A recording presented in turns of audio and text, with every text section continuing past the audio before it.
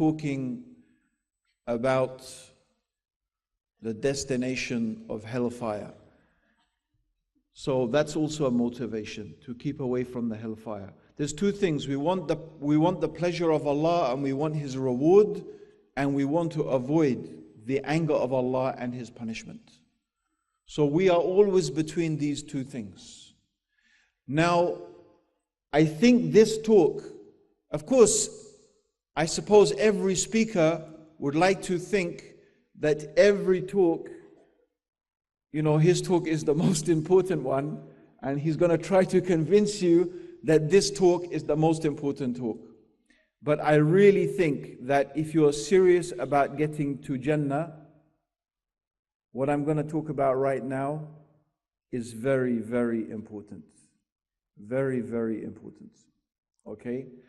Because I want us to think about what is it that Allah wants from us in this life. What does Allah subhanahu wa ta'ala want from us in this life? What Allah subhanahu wa ta'ala wants from us in this life is to do good deeds. The Prophet sallallahu alaihi wasallam, he said in a very beautiful, a very powerful hadith that really makes us think about the temporary nature of this world and the life of this world. So the Prophet sallallahu alaihi wasallam said, the meaning of which is, what do I have to do with this world? What do I have to do with this world? I am just like a traveler on a long journey who takes rest underneath the shade of a tree and continues on his journey. So the Prophet sallallahu alaihi wasallam compared this life to a man on a long journey. And this man on the long journey, all he does is he takes a brief rest underneath the shade of the tree. Maybe he takes this rest at midday, the hottest part. So you can imagine people traveling in those days. Even today, if you're going on a long journey, you still need to take rest. You need to stop. You need to fill the car with petrol. You need to drink some coffee. You need to eat some food. Maybe if the journey is very long, you will need to sleep. You will need to rest. But because you are on a journey, brothers and sisters, you are not concerned with making yourself very comfortable during this moment of rest. Your objective is to reach the destination. Your objective is not the rest, the place of rest. That's not your objective. You take what you need. You drink, you eat, you sleep a bit, and then you go on your way. So our life in this world is like that moment of rest, in the sense that it's not because life is rest, not because the purpose of life is to rest and relax and, sleep. No, that's not what it means. What it means is, this is your opportunity, your very short moment that you have to take what you need to complete your journey. This is what the life is for. This life is the small moment you have to take what you need to complete your journey. So if you are driving a car, what you need is petrol or diesel. Maybe you need some food. Maybe you need some sleep yourself, because you need to rest. You need to rest yourself to complete your journey. So what do we need from this life, brothers and sisters, in order to complete the journey and in order to get to Jannah? That's where we want to go. That's the destination we want to reach. Yes? So what do we need in order to get to Jannah? What do we need to take from this world? What do we need? A nice house? A Mercedes? What? Money? Clothes? What do we need from this dunya in order to get to Jannah? What do we need? Okay, thank you very much. Good deeds. That's what we need from this life. Good deeds. In order for deeds to be accepted by Allah, it needs to fit two conditions. Number one, it has to be with sincerity, with ikhlas, or three conditions actually. The first is it has to be done with iman. If you do good deeds, but they are not done with the right iman, on the day of judgment they will be useless. Allah talks about the deeds of the disbelievers. They will think that they have something good waiting for them in the akhirah, but they will find it is a mirage. You know what's a mirage? You know, people in the desert, when they get really thirsty, sometimes they see water. And they go and they hurry thinking that's water, and they get there, they find nothing. They find nothing but more deserts. This is how it will be for them on the day of judgment. They will think it's an illusion. Why? Because the fact they did not do things with iman, because they did not believe in Allah, because they did not have the correct belief, their deeds will be useless and futile. They will get reward in this life, but in the next they will have nothing. Similarly, your deeds must be done with sincerity. This is very important, brothers and sisters. It is much better for you that you do a few deeds with lots of sincerity than you do many deeds to show off.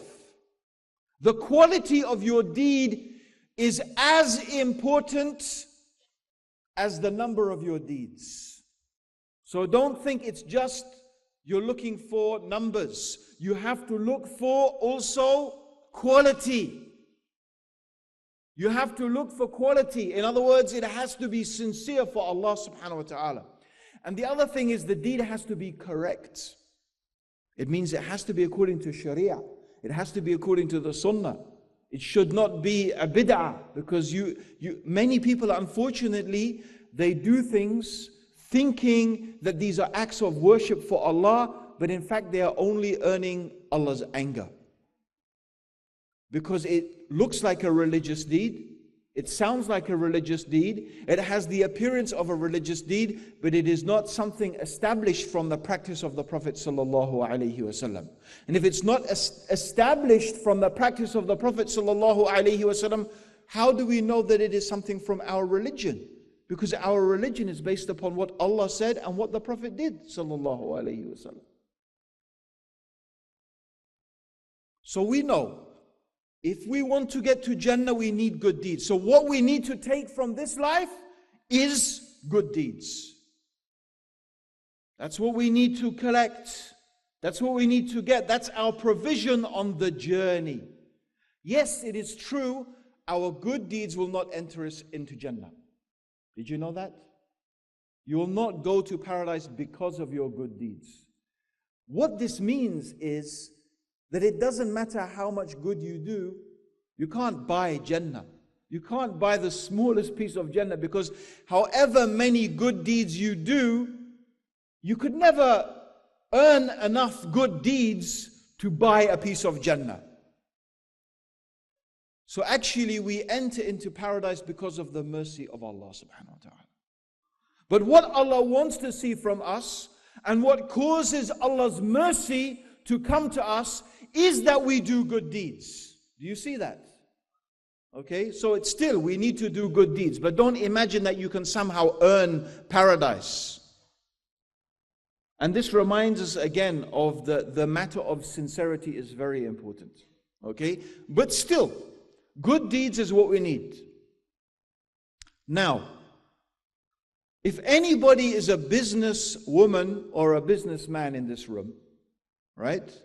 A good businesswoman and a good businessman or a good business person, right? One of the things you will understand that's very important in order for business to be successful is understanding about investment,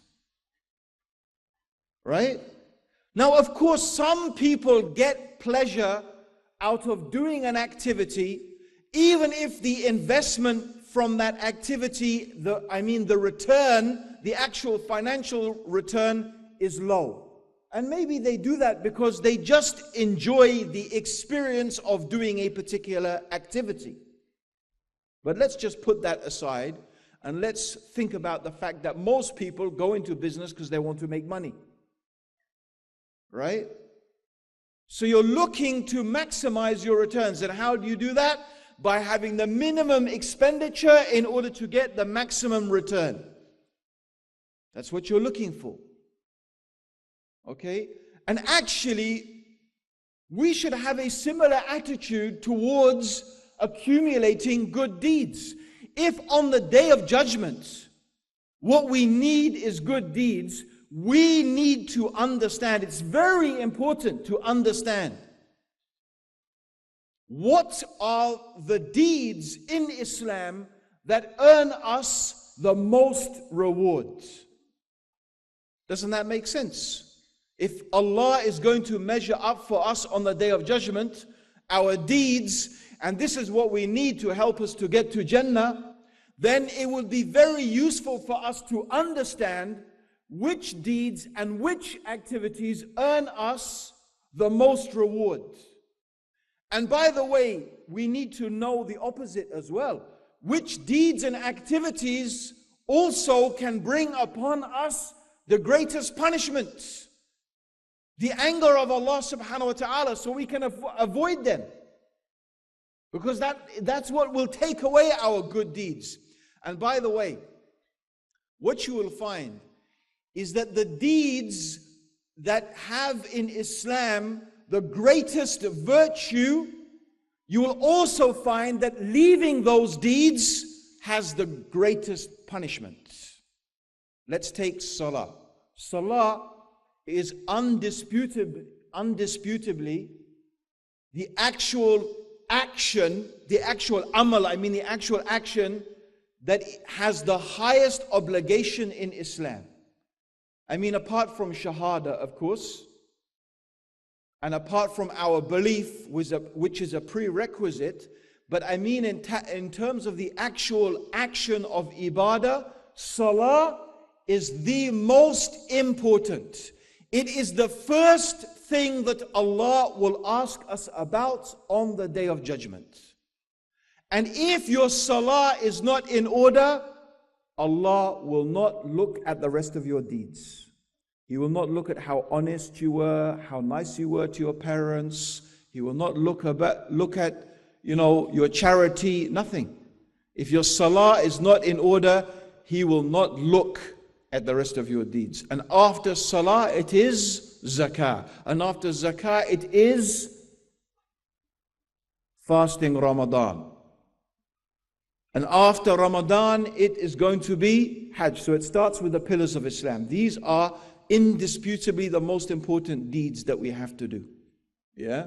So the reward for doing them is great, and the punishment for leaving them is also great.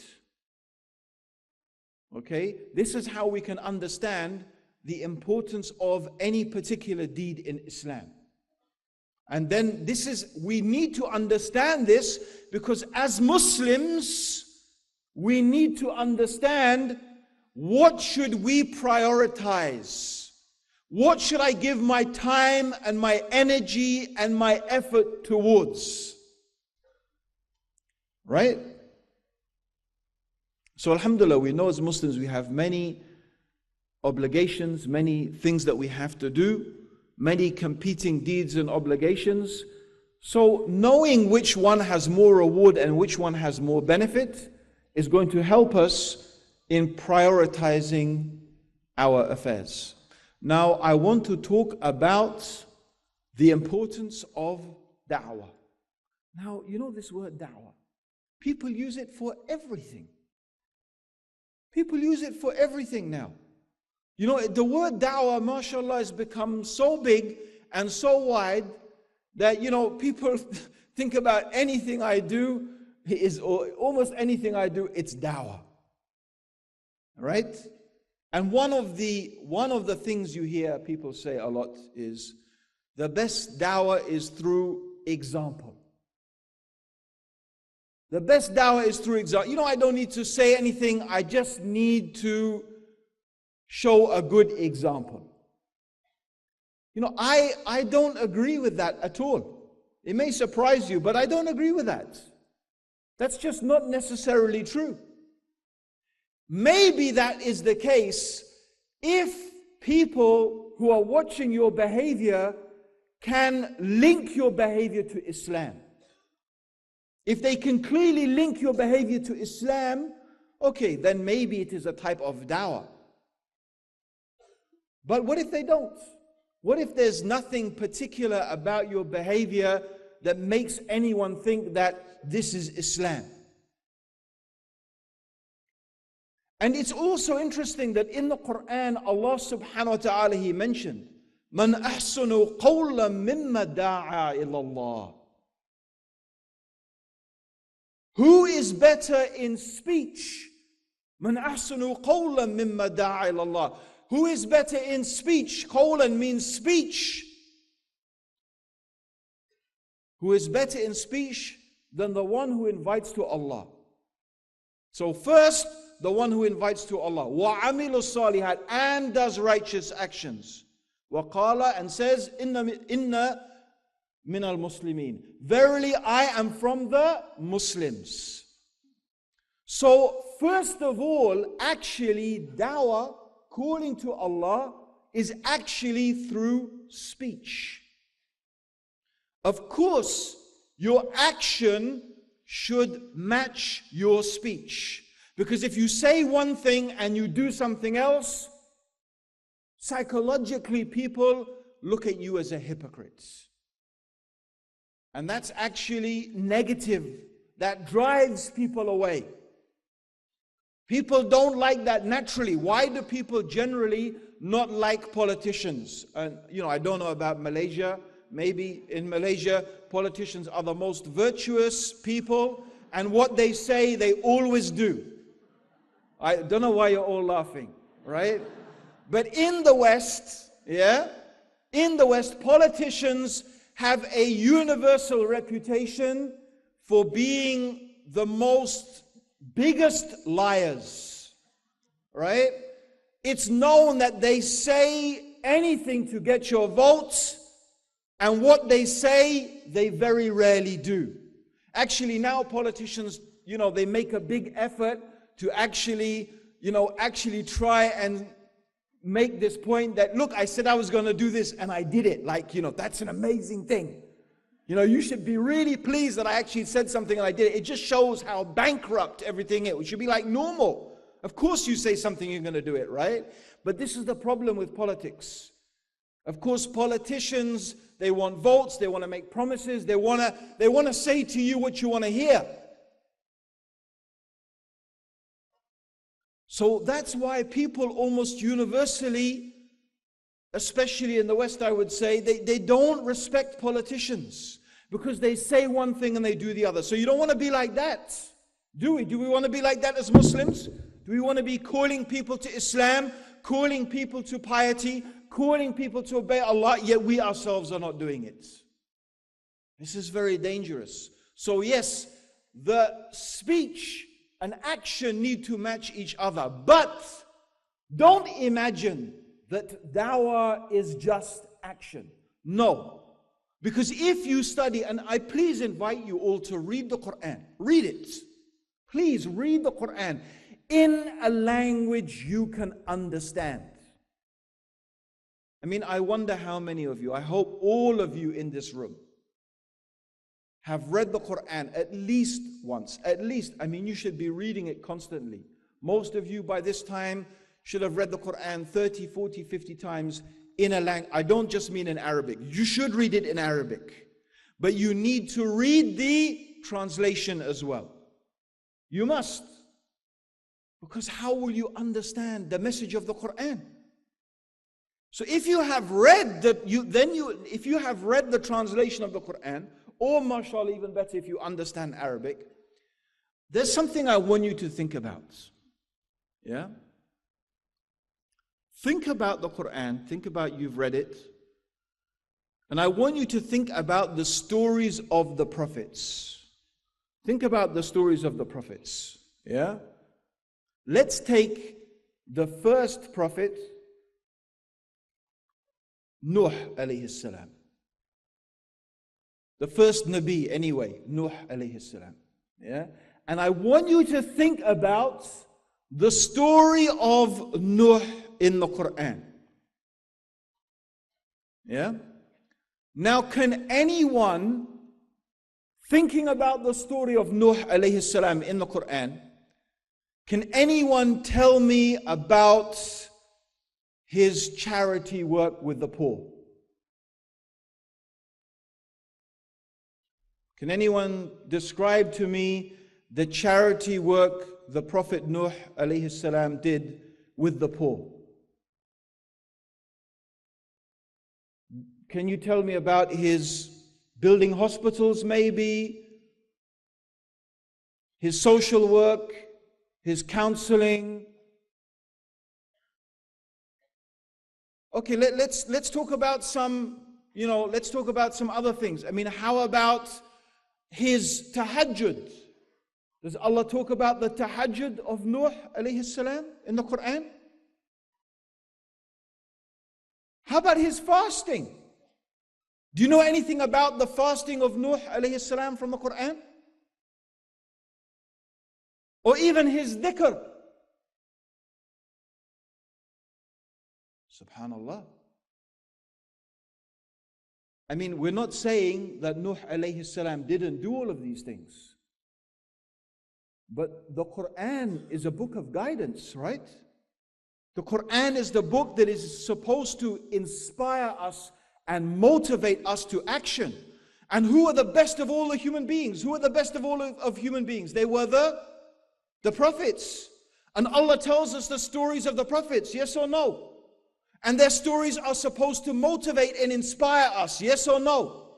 So when we read the story of Nuh, tell me, really the only thing you will get from the story of the Prophet of Nuh alayhi salam is about his what? His calling to Allah, his da'wah. His da'wah. Remember that. This is the key message. The key message of the story of Nuh alayhi salam is the story of his da'wah. That means Allah is telling us something about how important this work is. And the story of the da'wah of Nuh is about him talking to people, talking to them, calling them in public and in private, openly and secretly. This is the story of Nuh alayhi salam. 950 years he is calling his people to La ilaha illallah. And this is, by the way, what the da'wah is to. The da'wah is to La ilaha illallah before anything else. It's not to wear a hijab day, try a fasting day, smile at everybody day. I'm not saying these things are bad or haram, or I'm not saying that. But let's understand something very important. You could convince all the Chinese people in Malaysia, the Chinese ladies, to wear hijab. But if they're still worshipping their ancestors as equals with Allah, will they go to paradise? Okay. So what is the da'wah to? The da'wah is to Allah. This is what Allah said in the Quran. وَلَقَدْ بَعَثْنَا فِي كُلِّ أُمَّةٍ رَسُولٍ أَن نَعْبُدُ اللَّهِ وَاجْتَنِبُ الطَّاغُوتِ. Allah mentioned in the Quran, we did not send to any nation a messenger except that he called the people أَن نَعْبُدُ اللَّهِ, to worship Allah, وَاجْتَنِبُ الطَّاغُوتِ, and to reject the false gods. The call is to worship Allah alone and to reject the false God. It's not just enough to worship Allah. You have to reject the worship of everything else except Allah. This is the da'wah of the messengers. This is the call of the prophets, brother. Look at Ibrahim.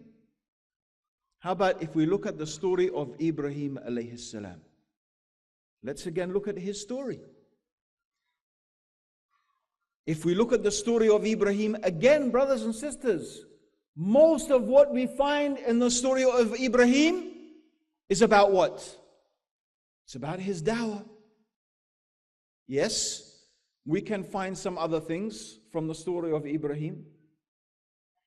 We get some hints about his hospitable nature.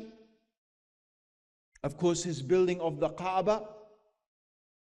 But most of what we find in the story of Ibrahim alayhi salam is the story of his da'wah. The same with Musa. The same with Isa.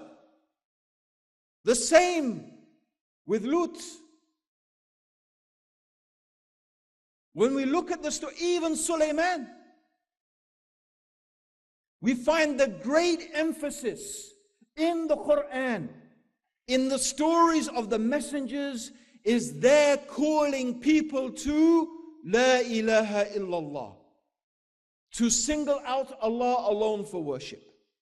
And I am saying this to emphasize in your mind how important this subject is, because this is a very, very strong theme of the Quran.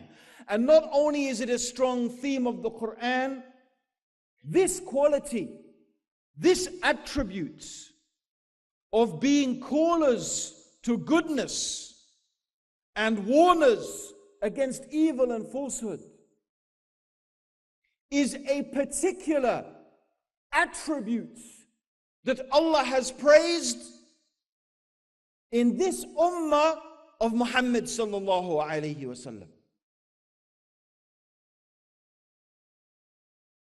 Indeed, in the Quran, Allah mentioned and called us the justly balanced nation. The ummah of wasat, of balance. Why? What is the reason? Because we believe in Allah. Because we believe in Allah. تُؤْمِنُونَ بِاللَّهِ, and we enjoin what is right. أَمَّرْ بِالْمَعْرُوفِ وَنَحْيِنَ الْمُنْكَرِ. We enjoin what is right and we forbid what is wrong. This is what makes us actually the best of nations. The best of nations. Because we believe in Allah and we enjoin what is right and forbid what is wrong. And as Umar ibn al-Khattab said, that if we do not fulfill those conditions, we are not the best of nations anymore. So how about, my brothers and sisters, if we, the Muslims, become people who enjoin what is evil and we forbid what is right? We enjoin what is evil and we forbid what is right. Let me ask you a question. Ask you to think about something. Imagine you're a headmaster or a headmistress of a school. Yeah? And as the headmaster or the headmistress, you have written down the school rules. And you've displayed them on various notice boards around the school. So your pupils attend the school, you go through the school rules with them. And imagine a new student, they've just joined the school for a day. Yeah? They break one of the rules.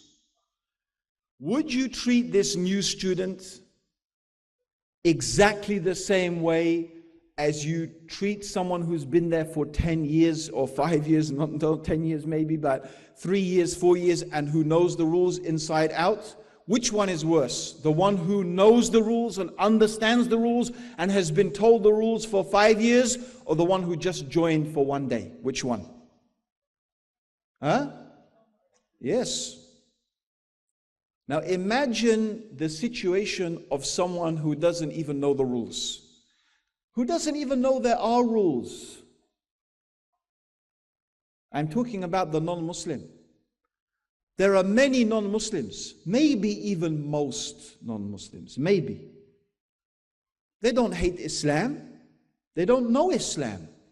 They don't know Islam because you haven't told them about it. And maybe all they know about Islam are horrible things. ISIS. Raping, murdering, executing, pillaging, terrorism, Maybe all they know is that if you're not of one particular race or you're not one particular thing, they look down on you. Even if you're a Chinese, you convert to Islam, they still don't treat you like a proper Muslim because you're not Malay. As if to be Muslim means to be Malay. Does this happen? Yes. Why would anyone think Islam is the right religion if this is the behavior of the Muslims? So I wonder, if you break the rules, and someone who doesn't even know the rules and no one who has even explained the rules, and in fact the people who are responsible for explaining the rules haven't even bothered to do it, who do you think Allah is going to punish the worst? People say, oh, the Muslims, why Abdur Raheem? Why are the Muslims suffering? Why are we in this poor condition? I wonder why. You see, we have a duty, brothers and sisters. We have an obligation. We have an obligation to pass the message of Islam. This is what Allah subhanahu wa ta'ala, He gave us this obligation. Because after the death of our messenger Muhammad sallallahu alayhi wasallam, is he not the final messenger? Yes or no? He's Khatam al-Nabiyyin, he's the seal of the messengers. There will be no prophet after Muhammad sallallahu alayhi wasallam. So if the Prophet sallallahu alayhi wasallam has left us, he is no longer with us physically on this earth, who do you think has the responsibility of conveying the message of Islam? Who is it? It's us. Exactly. It's our responsibility. It's our duty. It's our obligation. And believe me, brothers and sisters, if we do not fulfill this obligation, we can only expect from Allah subhanahu wa ta'ala a punishment. Because this is what the Prophet sallallahu alaihi wasallam said in a hadith in Tirmidhi, and the hadith is Hasan. The Prophet sallallahu alaihi wasallam said that you must enjoin what is right and you must forbid what is wrong, or else Allah will send upon you a calamity. And you will make dua and it will not be accepted. Oh, why are my du'as not being accepted? I make dua. No, Allah is not listening to my dua. No, there are some things that actually stand as a barrier between your dua and Allah subhanahu wa ta'ala. Some of those things are, for example, if your food is haram and your drink is haram and your clothing is haram. And how does your food and your drink and your clothing be haram? When the money you earn is haram, then what you buy with it becomes haram. So this is a barrier between you and Allah and your dua being accepted. Another barrier is when you do not enjoin what is right and you do not forbid what is wrong. This becomes a barrier, and Allah will send upon you a calamity, a disaster, a punishment. This is a very serious matter, brothers and sisters. So like I said, how about then if we actually enjoin what is evil and we forbid what is good? Then what is going to happen to us?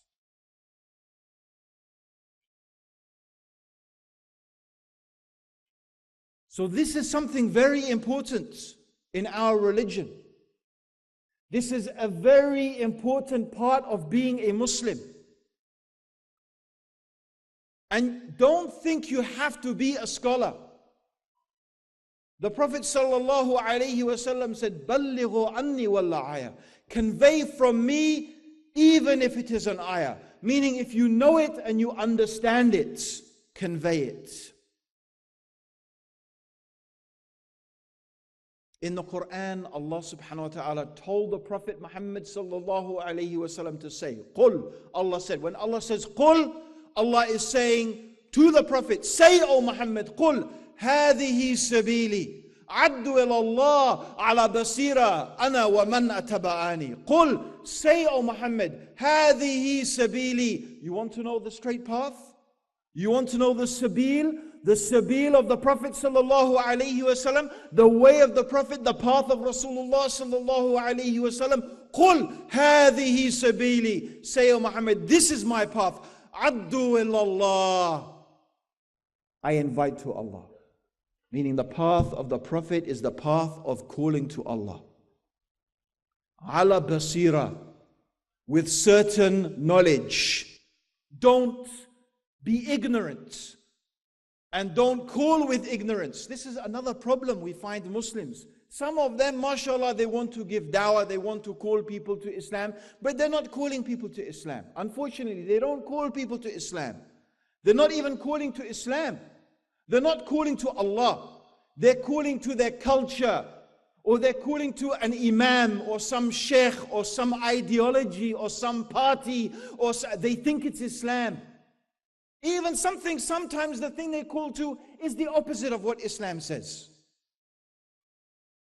So the dawah and the calling and the inviting, addu ilallah, we are calling to Allah. We are not inviting people to become, Saudi or Malays or Moroccans or, or follow this way or that way or this imam or this sheikh. Or join this party, join this group. This is not dawah. Dawah is to Allah. We are inviting people to worship Allah alone, to reject the false gods, and to follow Muhammad sallallahu alayhi wasallam, and to take him sallallahu alayhi wasallam as the messenger and the guide. This is dawah. So you need to understand, you need to study, you need to have basira. Basira, brothers and sisters, means certain knowledge. Certain knowledge. Certain knowledge is not science. I'm not saying science is not valuable, by the way, don't get me wrong. Science is very valuable. But the nature of science is speculation. Actually, the totality of science is ilmul dhan. It is speculative knowledge. There is no such thing as certainty in science. If you understand the scientific methodology, you will understand there is no such thing as certainty in science. Every honest scientist will tell you we only have levels and degrees of understanding, but everything in the reality is a theory. It could be wrong. That's science. It changes all the time, and that's the nature of science. Certain knowledge, basira, is what Allah says and what the Prophet says. This is immutable. Of course, how we apply it in certain circumstances may change, but the knowledge is immutable. It is basira. So we need to understand, we need to invite to Allah with basira. So if you know one thing from Islam and you understand it properly and completely, you should call to it. This is the way of the Prophet. This is the sabil of the Prophet sallallahu alaihi wasallam. This is how we found the companions were. Ana wa man attaba'ani. This is what the ayah says. قُلْ هَذِهِ سَبِيلِي عَبْدُ إِلَى اللَّهِ عَلَى بَصِيرَةٍ أَنَا وَمَنْ أَتَّبَعَنِي. Me and those who follow me. So if you are a follower of the Prophet sallallahu alaihi wasallam, you will also be inviting to Allah with certain knowledge.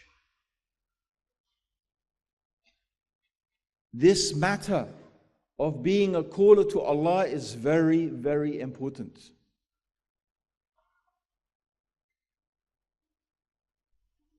And don't think that because you think you live in a Muslim country, you are excused.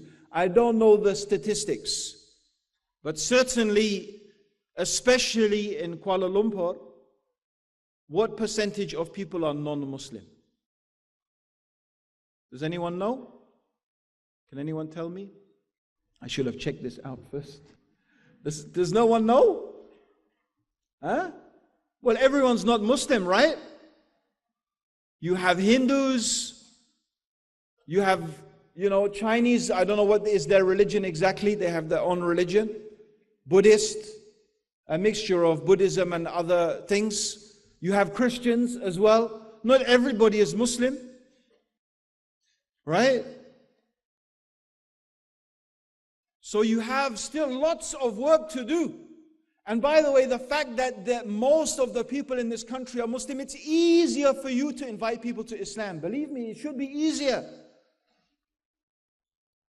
So this is something you need to take very seriously. And the reason why, brothers and sisters, I want to tell you, is because, believe me, there will come a day when everybody is Muslim. It will happen. Do you know that? There will come a time when there's only one religion on this earth. It will happen. And the Prophet ﷺ also said that Islam will enter every household, every home. Even if it is made of mud or hair, there will be a Muslim inside the home. So this is going to happen. So you have an opportunity. Sometimes business opportunities come along, and the window of those business opportunities is actually sometimes quite small. Sooner or later, everybody else is going to catch on, and you're not going to make so much money because the availability to make money is not there. It becomes harder and harder to make money in that market. Mobile phone accessories. There was a time when if you got into mobile phone accessories, you could make a lot of money very quickly. You could bring cheap stuff from China, sell it at ridiculous prices in England. You can't make money like that anymore because everybody's doing it. Yeah? So once the market becomes saturated, you can still make money, but it's not so easy.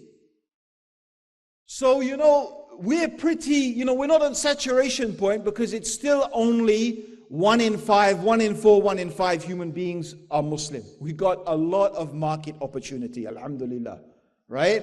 And now I'm going to give you an encouragement why you should give dawah and why you should invest a lot of your money and a lot of your time and a lot of your energy into dawah. And I will tell you why. Because I do not know of any way to earn so much profit in terms of rewards. It is so profitable in terms of ajr and good deeds. And I'll tell you why. If Allah guides through you one person to Islam, I want you to think about this. Because the Prophet ﷺ said, whoever encourages a person to do a righteous deed will get the reward of that person doing that righteous deed without that person's reward being reduced in the least. So it's very simple. If I convince all of you to go out and give dawah, I'm going to get the reward of all the dawah you do. Right? And that's why, by the way, there's no need to do a good deed with the intention of the reward going to the Prophet ﷺ. Shall I tell you why? Because the Prophet is already going to get the reward of whatever good deed you do. Because everything we know about Islam came from him. He taught us. He encouraged us. He is the one who taught us. So he gets a share. Every good deed we do, he already gets the same reward. We still get the reward, but he gets the same reward. Sallallahu Alaihi Wasallam. So now imagine, I just want you to imagine that Allah guides one person, just one person to Islam through you. Now, mashallah, brothers and sisters, you can spend your life, and this is good, to read the Quran, study the Quran, memorize Quran, become hafiz of Quran, go to the masjid, pray 5 times a day, make salah regularly, make your nawafil, make your tahajjud, fast Mondays and Thursdays, and fast the 3 white days as well. and make, so many adhkar and give so much money in charity. Alhamdulillah. It's all for you. But now just imagine you give dawah to one person and that person becomes Muslim. Now, because of that, as long as this person stays Muslim, and that's very important because dawah is not only about getting people to take shahada, we want them to stay Muslim and practice Islam, or else there's not much point from the reward point of view. So every time this person prays, you get rewarded. Every time they fast, you get rewarded. Every time they say Subhanallah, Alhamdulillah, MashaAllah, La ilaha illallah, Allahu, anything, you get rewarded. When they read Quran, you get rewarded. When they make Hajj, you get rewarded. When they give Sadaqah, you get rewarded. Now, that's not when it ends. When they get married and they have kids and they teach their kids about Islam, you get rewarded for everything those kids do. And when their kids have kids, you get rewarded for all of those kids and everything they do because you started it. Now, please tell me another way to get so much reward. Can you imagine that if Allah guides through you one person to Islam, what is the potential for how much reward you're going to get? You want to collect good deeds? Subhanallah. Tell me a better way.